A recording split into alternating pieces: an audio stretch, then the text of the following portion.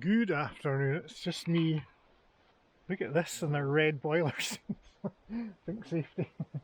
It's like being on a set of like a Bond movie with the Bond baddies. It's like Thunderball. At least people won't remember that, but in any case. So we're painting this. This is what we're doing.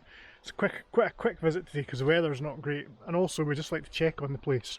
We also need to check our cameras as well because, again, we've had visitors and that's fine, that's okay. Except it's kind of not okay because they're burning the wood that we are cutting and stacking. And, you know, that costs money, it takes time. And also I think as well they turned the camera off. You know, if you're gonna, the camera that's on the end of the building here, we're gonna now hide these because we're just gonna hide them.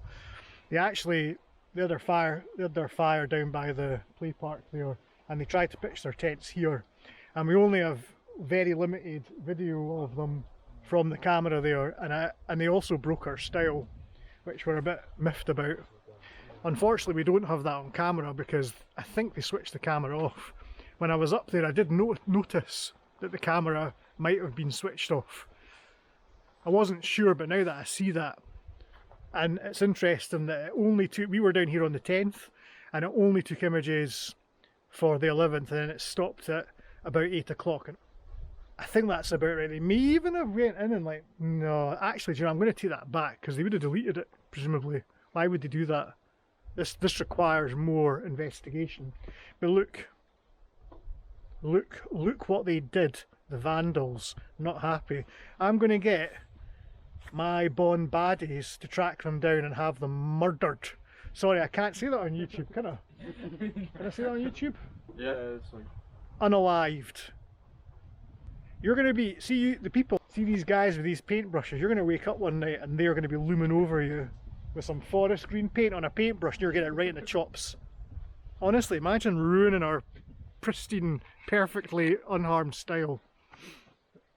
I may have overreacted a wee bit to that. The truth is, we don't mind people camping, but if you're going to use the wood that we've cut, that can't be fair. So we're going to have a wee think about that.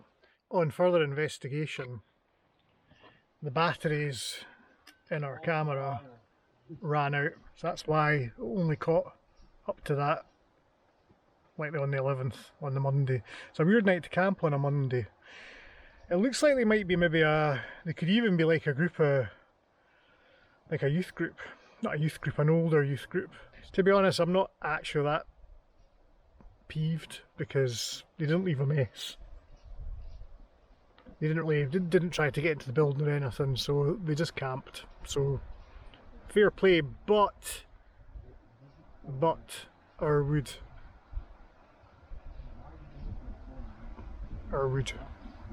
Keep your hands off our wood.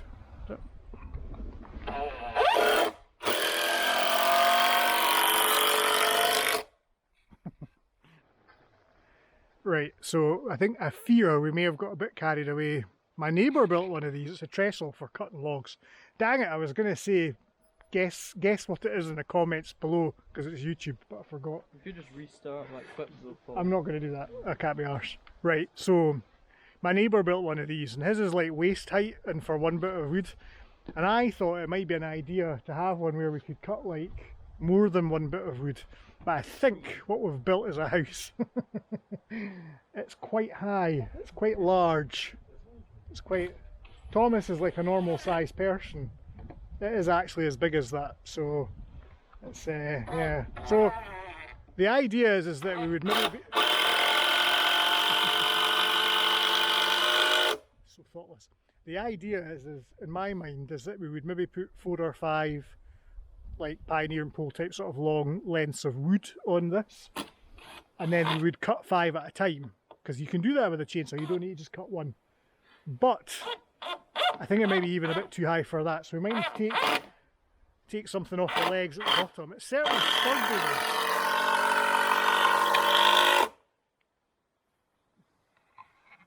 I don't actually know why they're doing that, but To make it look bigger. Yeah, it's massive. Yeah, it's massive. It's oversized.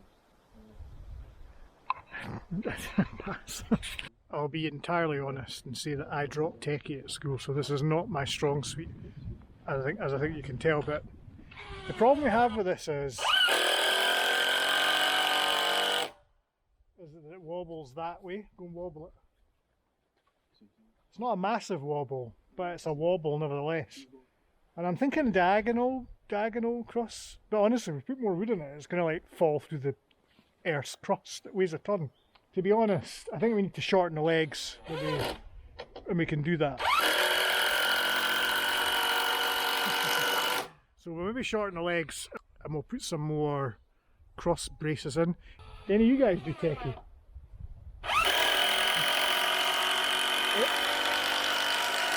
Is it even called techie anymore? What? You know, like woodwork at school. Well, it's woodwork, design and manufacture, and metalwork. So did none of you do that? Yeah, no, we do.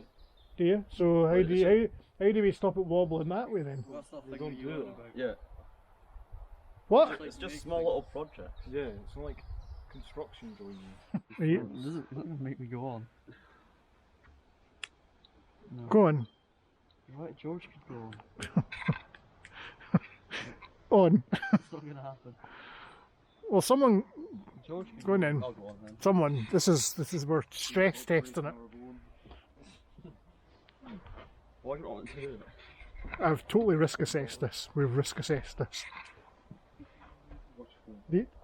Does it feel safe? Yeah, This bit's fixed. it's actually quite nice to be fair. Yes. Sort of. I could sleep on this to be fair. Yeah. It felt like So it's sturdy enough. I had like 20 cushions. We have over-engineered it though. Anyway, all good fun, good practice. So over here you can kind of see what it's supposed to look. Well, this is in my mind's eye how it might have worked, and the idea is to have an efficient way of cutting logs so that from a log burner, the log burner. Yeah. So basically, we've got it tie wrapped down. If you come and have a look, we've got this was a tie wrap. It's not tie wrapped. It's a baggage strap or a haulage strap, and it's not too heavy duty, but it's enough to keep these down. It is quite high, but I don't normally you'd have it maybe at waist height, but I don't think it's that bad. Don't know. Anyway. What do you think? Looks alright. Yeah, it might probably It's a bit big. I won't make that obvious joke. So what we've got here is my wee chain. I just actually dug this out. I had the chain on it the wrong way round. Someone put it. It wasn't me. I didn't do that. Someone put the chain on, and it was. So we're gonna make sure everyone's. It wasn't. It was definitely me. So if you stand back, because chainsaws are dangerous.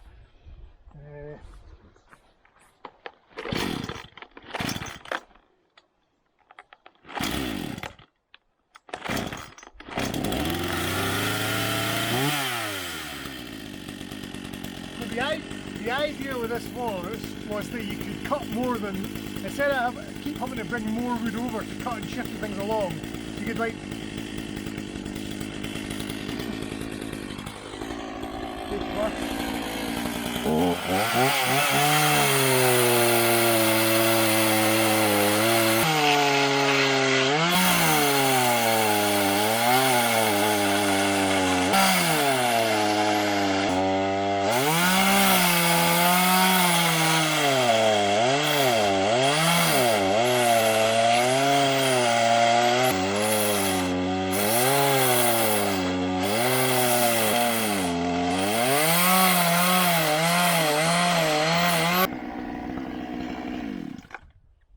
sort of works. Sort of. I need a bigger, more chainsaw, but you can sort of get through that.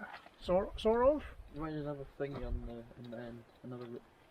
These are our main chainsaws. We've got the electric one, the smaller petrol one, and then this one of the Lewis, my pal Lewis, put together. It's an older chainsaw, but it's heavy duty. And we're gonna have a go with this through these to see if, to demonstrate the difference between the grades of chain. The chain on that cordless electric chainsaw is a low profile chain, so it's still a 14-inch bar, but the chain isn't as wide, so the teeth aren't as. But on this one, it's a heavy duty chain, so let's see what happens, see what the difference is.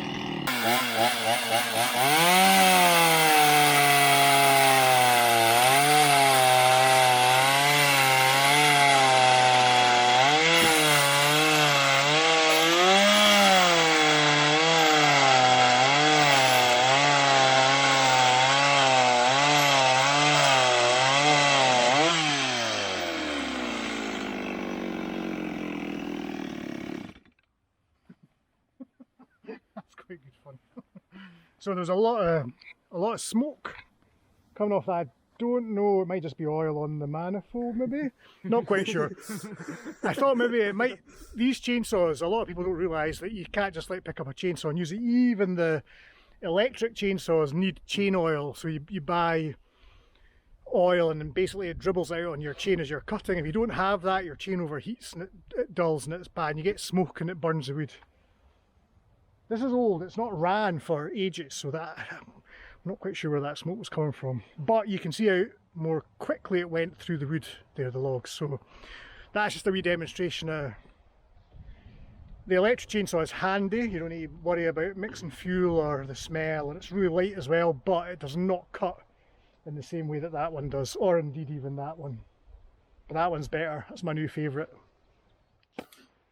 One of the other things we do down here is we do some air rifle shooting. Last week I had my Maxim, it's I think it's not a Numerex, it's a Maxim Elite. It's a break barrel rifle, but with it's got a magazine system on top, so you don't need to keep loading it, you just cock it and it auto loads a pellet.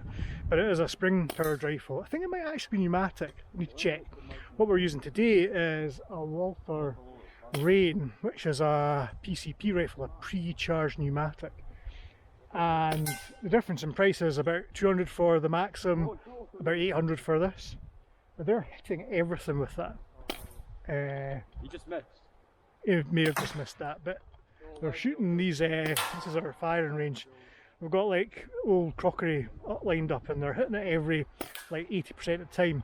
They were hitting it about 40% of the time with the spring powered rifle, pneumatic rifle, whatever it is. This one, this is where the price point kind of counts.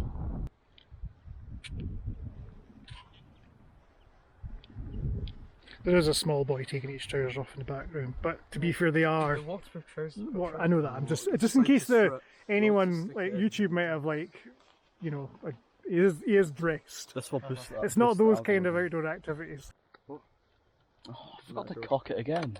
Come on, Ewan. Got dementia.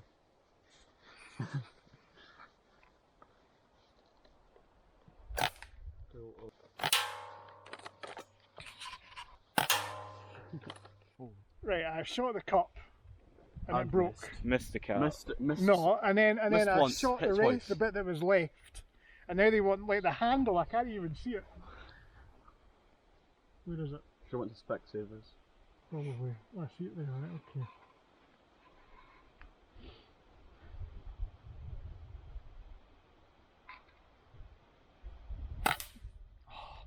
That is too good. That is just too good. My trestle for like the logs is pretty crap, right? But that was quite impressive. I'm gonna have to zoom in on that. Did you get where you pointed that way? It's a total fluke. That'll never happen again. Right, good. Okay, good. Right. So we're just getting tidied up. We're just finishing off the air on that gun. Pre-charged pneumatic. Get maybe 150 shots out of a fill, but you need to have like new compressors or air tanks to recharge. It's not like a spring power gun where you can just keep cocking it and going and going and going. That needs to be, it needs infrastructure. What I thought I'd say is, while I'm here, is our IBC tanks have finally completely filled up and overflowed into our blue barrel. Yep, it is like that. You just take my word for it. Filled, overflowed, filled.